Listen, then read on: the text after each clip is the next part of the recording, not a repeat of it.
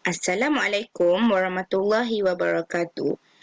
Saya Nur Khairin binti Muhammad Safri, nombor matrik 050822, akan membentangkan hikam 8 bagi subjek Dirasah At-Tasawuf An-Nasiyah, kod subjek USI 31602.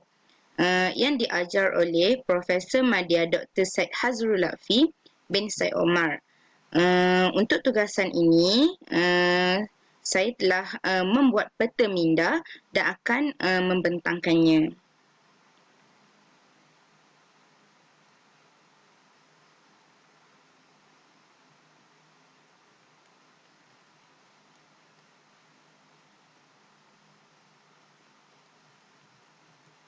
Okay. Untuk hikam yang ke-8 iaitu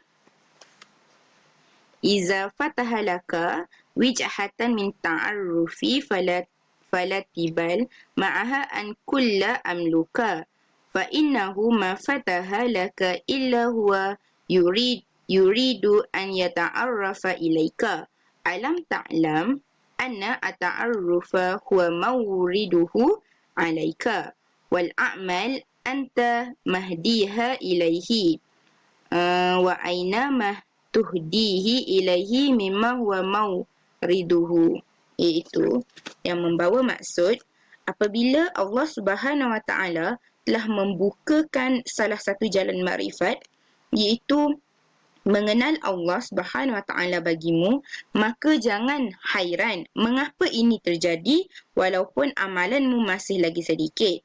Allah Subhanahu Wa Taala membukakan pintu itu bagimu hanyalah kerana Dia ingin memperkenalkan diri kepadamu. Tidaklah kamu tahu bahawa makrifat itu merupakan anugerahnya kepadamu. Sedang kamu mempersembahkan amalan-amalanmu kepadanya, maka apakah maksud yang engkau persembahkan kepadanya itu dengan apa yang dianugerahkan oleh Allah Subhanahu Wa Taala kepadamu? Okey. Dalam hikam yang ke-8 ni ada beberapa patah perkataan yang membawa maksud yang tertentu. Okay. Yang pertama iaitu fataha, itu hayya wa yasir, yang memberi maksud Allah Subhanahu Wa Taala menyediakan dan memudahkan bagi manusia memahami makna keagungan Allah Subhanahu Wa Taala.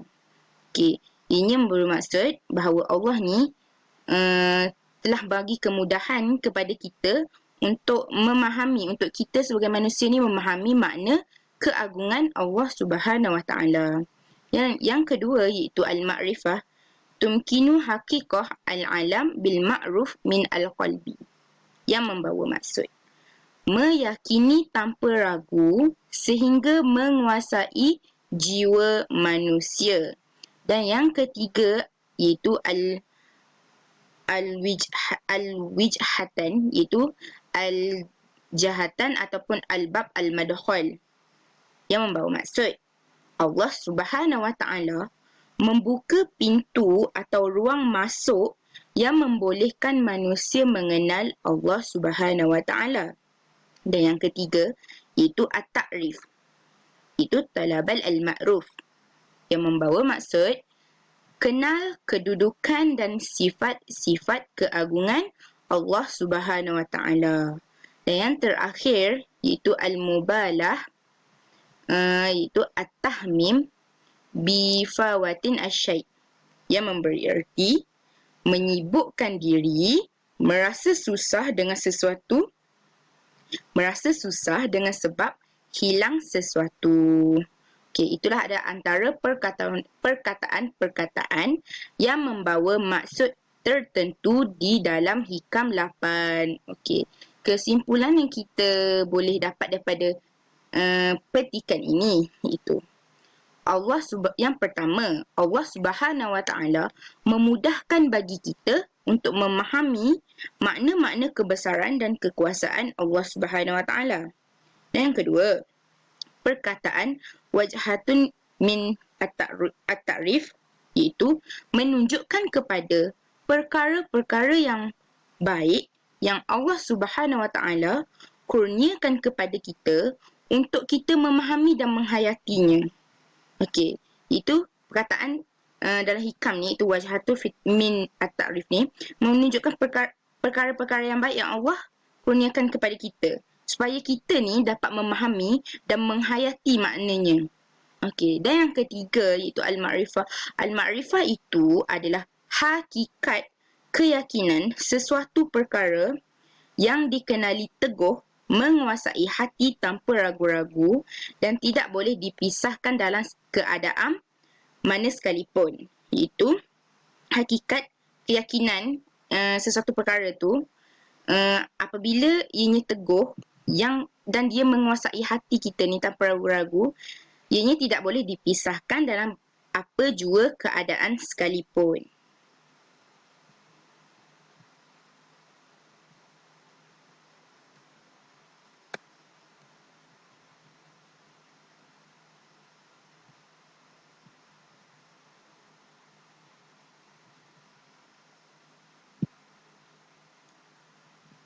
Okay. Seterusnya ialah at-ta'rifat al-hilaliyah. Itu ada dua bahagian amal. Okey. Iaitu bahagian yang pertama ialah amal hati dan bahagian yang kedua ialah amal zahir. Amal hati membawa maksud penggerak melalui hati dan amal zahir ialah penggerak melalui tubuh badan. Okey. Di sini saya sertakan 3 pembahagian lagi iaitu ujian. Ujian ni ialah dapat mengenal pasti kedudukan diri di sisi Allah Ta'ala. Ujian tu yang menjadikan kita dapat mengenal pasti kedudukan diri kita ni di sisi Allah Ta'ala. Yang kedua ialah keagungan. Keagungan Allah Ta'ala ni adalah melalui perkara-perkara yang kita tidak suka dan susah untuk menghadapinya. Sama ada untuk mengetahui sama ada kita ni redha ataupun tidak. Dan yang terakhir, iaitu redha. Redha ni ialah perasaan redha terhadap ujian Allah Subhanahu Wa Taala sebesar zarah lebih baik daripada segunung amal ibadat yang dilakukan kepada Allah Ta'ala. Maknanya, perasaan redha ni adalah amat penting untuk kita menghadapi ujian Allah Subhanahu Wa Taala. Maknanya perasaan redha tu adalah lebih baik untuk kita menghadapi sesuatu ujian.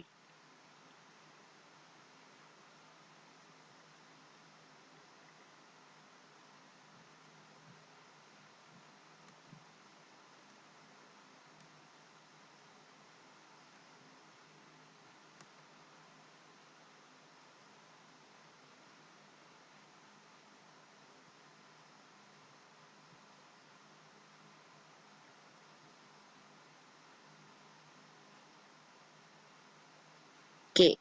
Seterusnya iaitu at-ta'rifat al-ilahiyah al-jalaliyah. Terdapat 3 pembahagian bagi topik ini.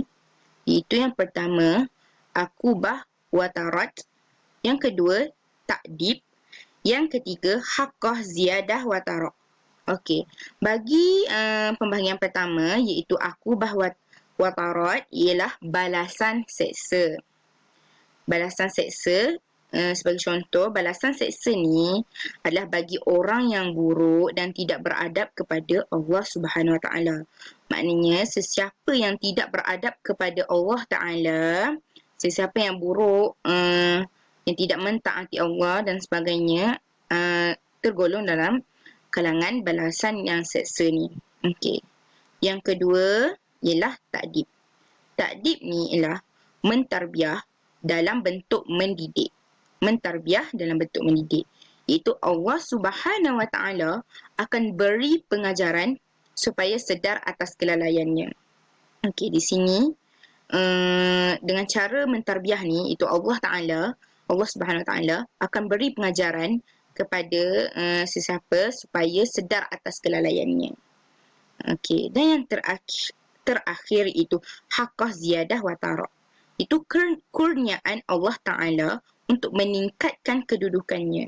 Okey, sebagai contoh, dia sedar dan beradab kepada Allah Ta'ala, dan semakin meningkatnya kemuliaannya terhadap Allah Ta'ala, mereka akan mendapat kemuliaan kepada peringkat yang lebih tinggi. Maknanya, orang yang beradab kepada Allah akan ditingkatkan kemuliaannya terhadap Allah dan mendapat kemuliaan supaya mendapat peringkat yang lebih tinggi. Okey.